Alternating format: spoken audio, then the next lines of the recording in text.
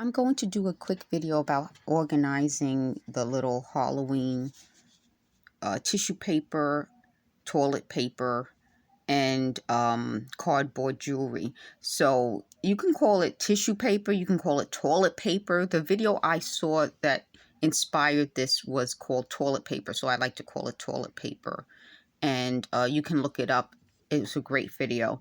And you can also use, you can get these from like the dollar store. I don't know if they sell this anymore at the dollar store, but these like shoe organizers, and use it to organize your crafts. And you can put your different crafts inside of this.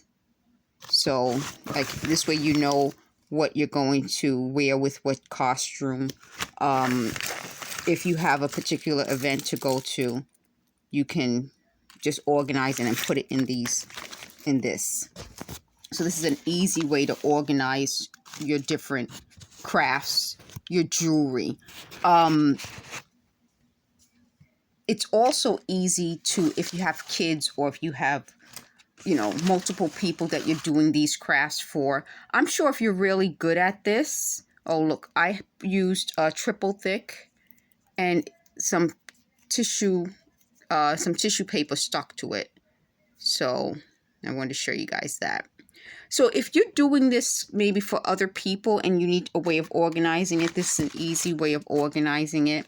If you're decorating or for an event and you have different looks that you're creating, this is an easy way to organize it. If you have like maybe you're going to dress up a little bit for work and then you have a party or you're doing something, this is also an easy way to organize it. So just as an easy way of organizing your crafts, this works.